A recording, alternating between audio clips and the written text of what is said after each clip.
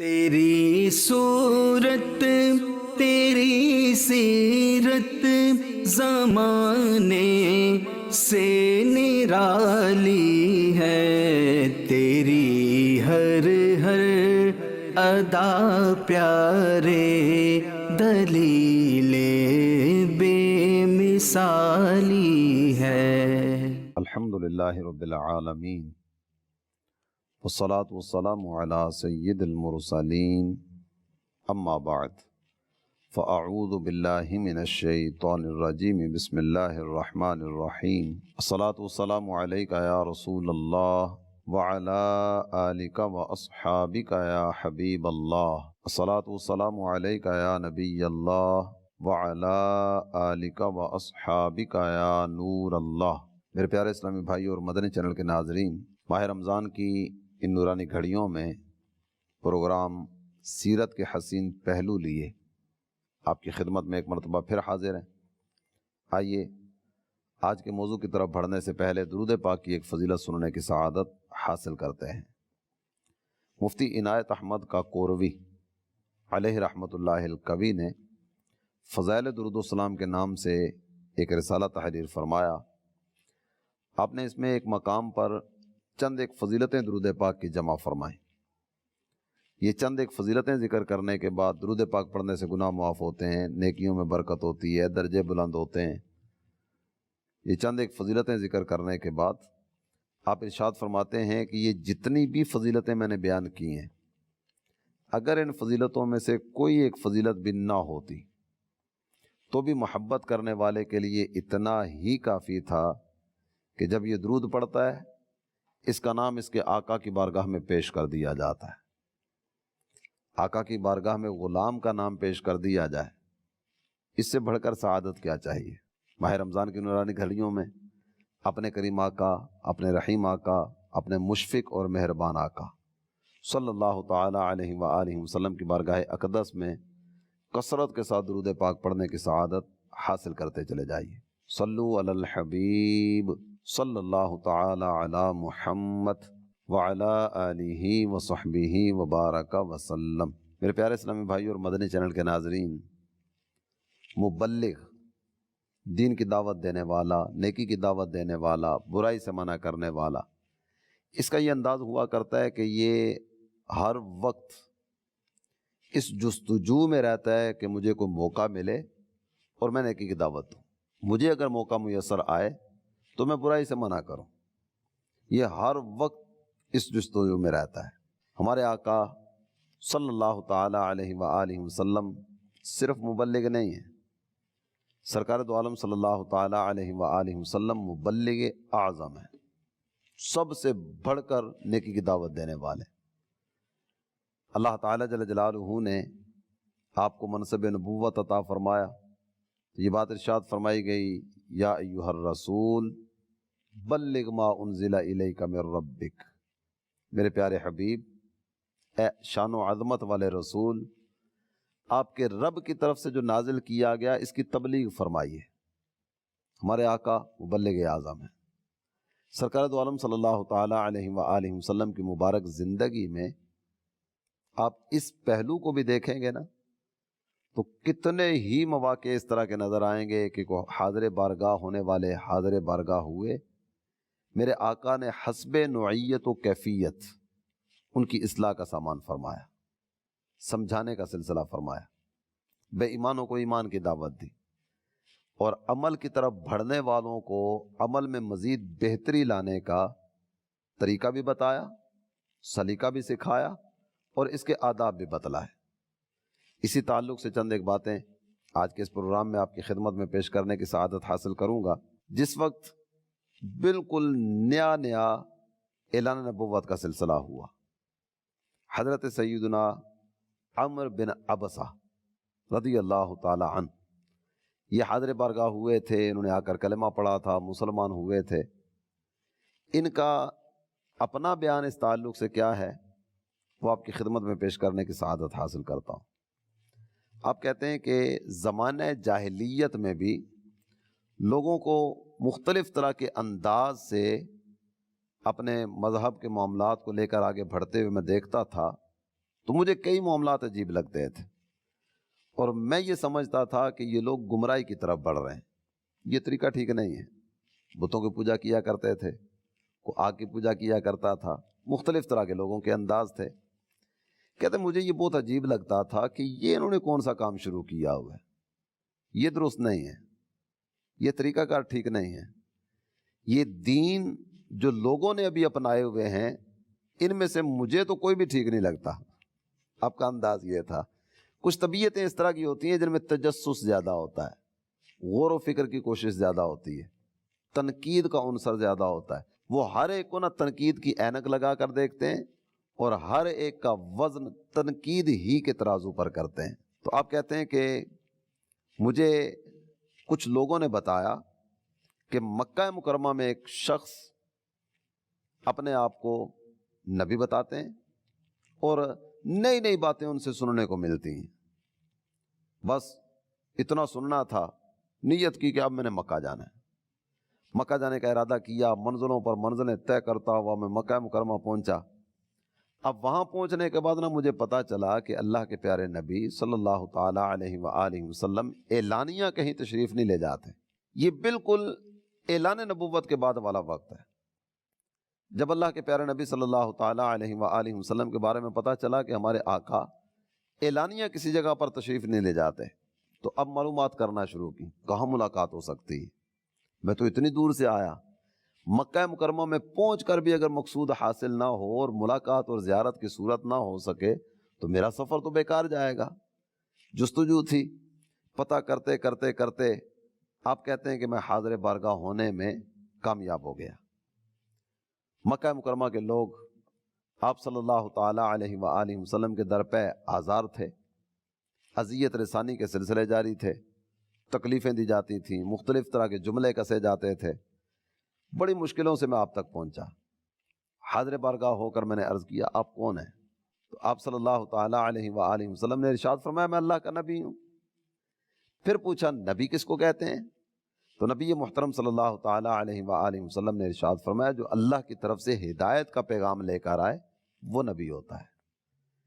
میں نے سوال کیا یہ بتائیے کیا واقعی اللہ نے آپ کو نبی بنا کر بھیجا ہے؟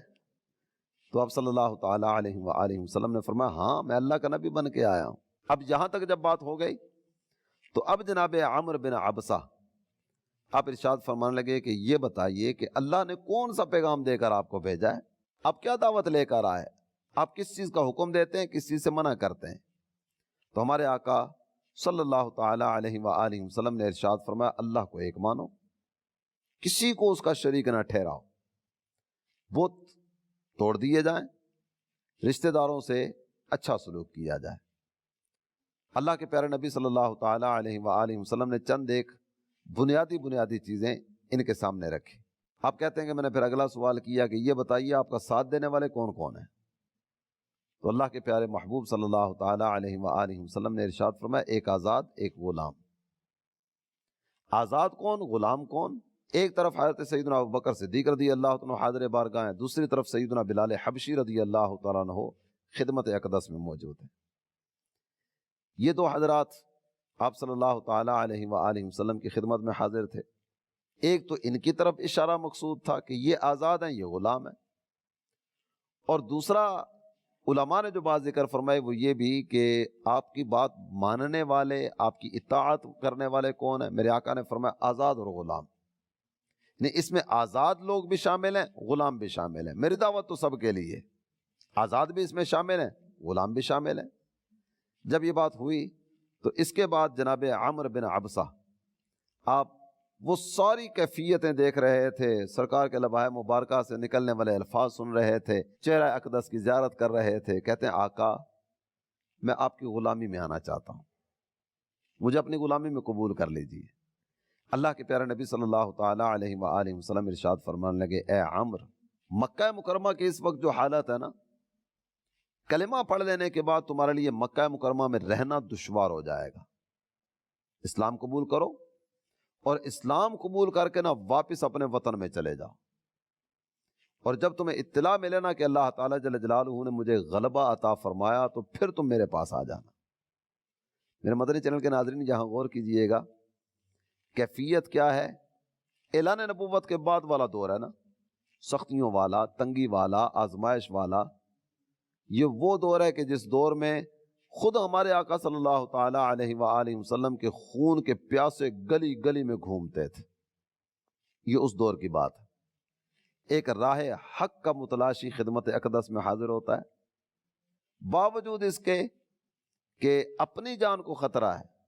अल्लाह के प्यारे नबी सल्लल्लाहु ताला अलैहि वसल्लम मुलाकात भी फरमाते हैं, अपनी सोहबत में हाजिरी की इजाज़त भी देते हैं, उनके सवालात के जवाबात भी देते हैं, तस्कीने जहाँ का सामान भी फरमाते हैं। जो वो पूछते चले जा रहे हैं मेरे आका बताते चले जा रहे हैं।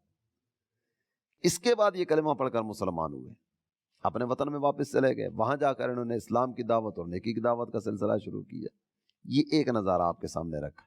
मजीद अगर आगे बढ़े ना, मस्जिद नबवी शरीफ का पाकीज़ा माहौल है। हमारे आका मस्जिद में तशरीफ फरमा है।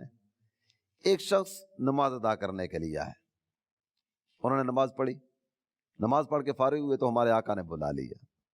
सरकार दो आलम सल्लल्लाहु ताला अलैहि वसल्लम इरशाद फरमाने लगे, क़ुम फसल्ली फ़इन्नका लम तुसल।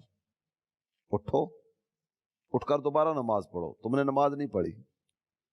वो दोबारा उठकर खड़े होते हैं, नमाज पढ़ना शुरू करते हैं, नमाज पढ़ के फारिग हुए, फिर हाज़िर बारगाह हुए। मेरे आका ने फिर वही जुमला फरमाया, क़ुम फसल्ली फ़इन्नका लम तुसल।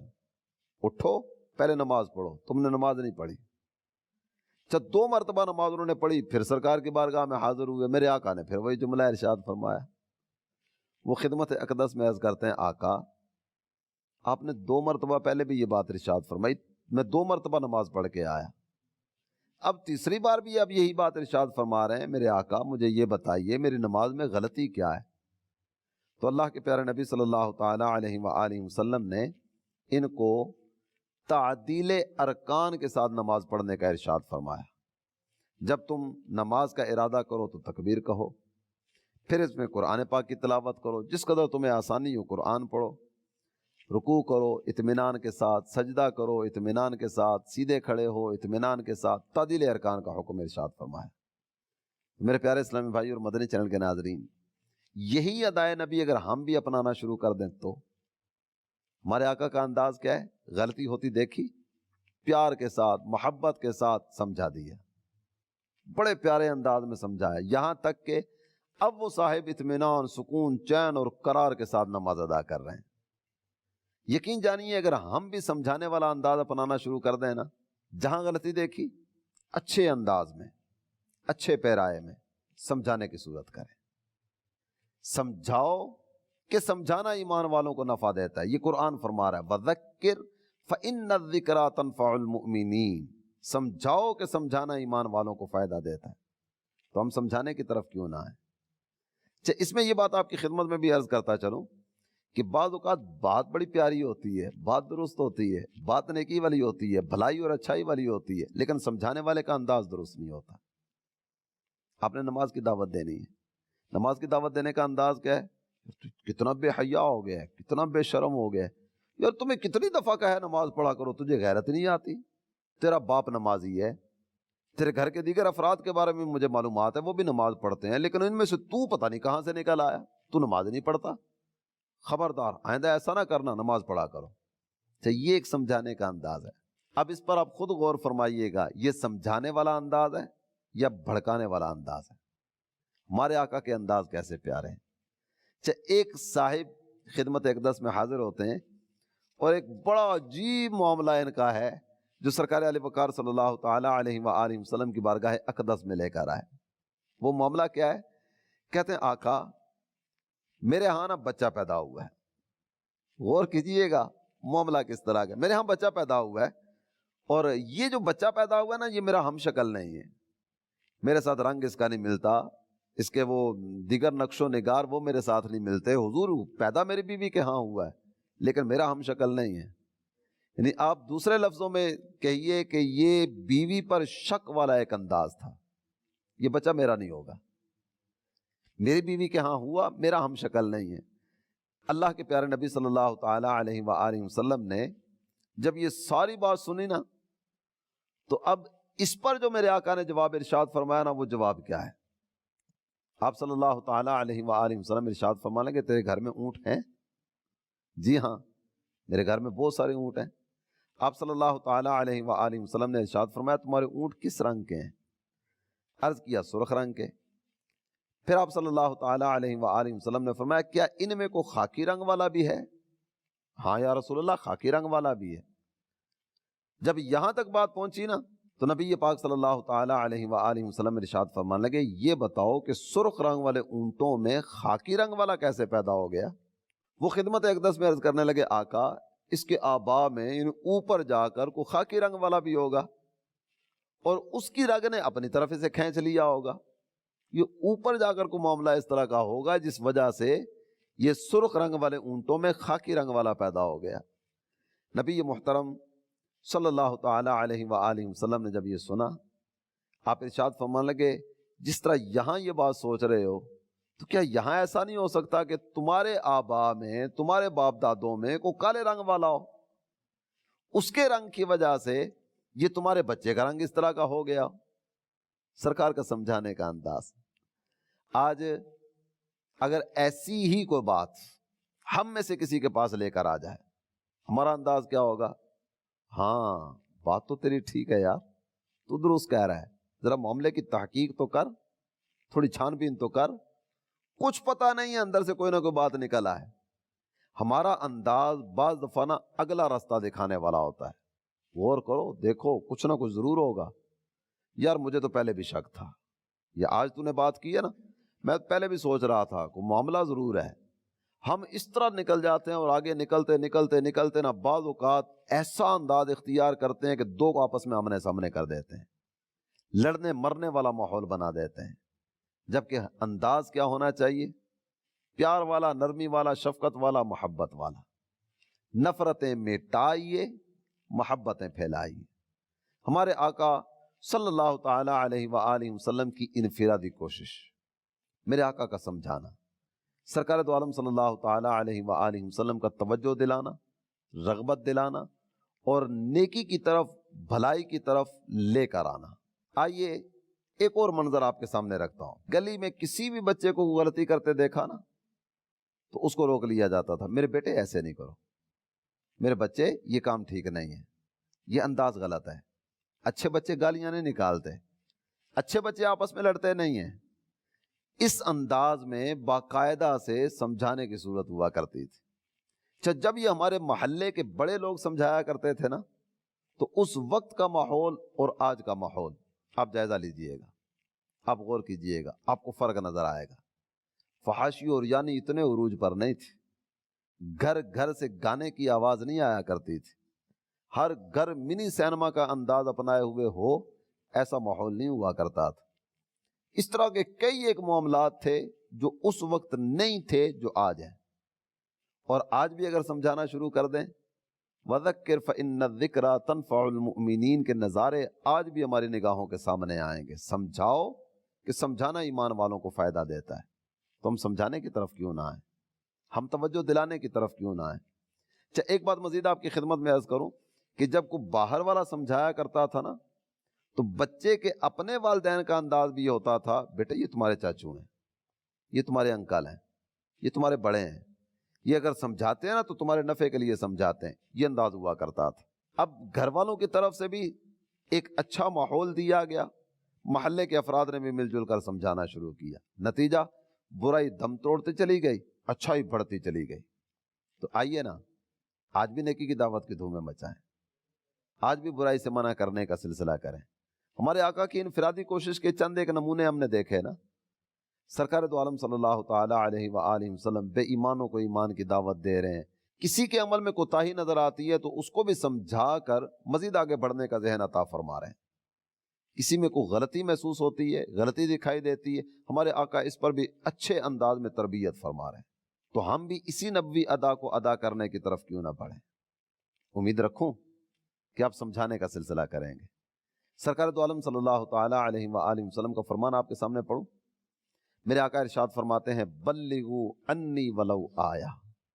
میرا کلمہ پڑھنے والوں میری طرف سے پہنچا دو اگرچہ ایک آیت ہی کیوں نہ ہو. دین کا ایک مسئلہ بھی تم نے سیکھ لیا نا تو میری طرف سے اسے آگے پہنچا دو، اس کو آگے پہنچاؤ، دوسروں کو سمجھاتے چلے جاؤ. آپ کہہ لیجئے جو سیکھیں گے سب کو سکھاتے چلیں گے، دیے سے دیے کو جلاتے چلیں گے۔ اس انداز کو اپناتے ہوئے آگے بڑھیں گے نا تو انشاءاللہ گلی کا ماحول بھی بہتر ہوگا، گھر کا ماحول بھی بہتر ہوگا، خاندان کا ماحول بھی بہتر ہوگا، محلے کا ماحول بھی بہتر ہوگا، اور انشاءاللہ بہتری کی طرف ہی ہم بڑھتے چلے جائیں گے۔ اللہ تعالی ہمیں توفیق رفیق مرحمت فرمائے اور اپنے پیارے آقا صلی اللہ تعالی علیہ وآلہ وسلم کی ان پیاری اداؤں کو اپنانے کی توفیق عطا فرمائے۔ تو آج کی ساری گفتگو کا خلاصہ، نیکی کی دعوت دیجیے، برائی سے منع کیجیے، انفرادی کوشش کو اپنی زندگی کا شعار بنا لیجیے۔ کہیں بھی غلطی نظر آئے نا، لڑے بغیر، الجھے بغیر، جھگڑے بغیر نیکی کی دعوت دیتے چلے جائیے۔ اچھی بات اچھے پیرائے میں کی جائے تو اچھا نتیجہ دیتی ہے، اچھی بات غلط انداز سے کریں گے تو نتیجہ بھی غلط ہو جائے گا۔ تو آئیے لحد میں عشق رخ شاہ کا داغ لے کے چلیں، اندھیری رات سنی ہے چراغ لے کے چلیں۔ اللہ تعالی عمل کی توفیق عطا فرمائے، آمین، بجاہ النبی الامین صلی اللہ تعالی علیہ وآلہ وسلم۔ تیری صورت تیری سیرت زمانے سے نرالی ہے، تیری ہر ادا پیارے دلیل بے مثالی ہے۔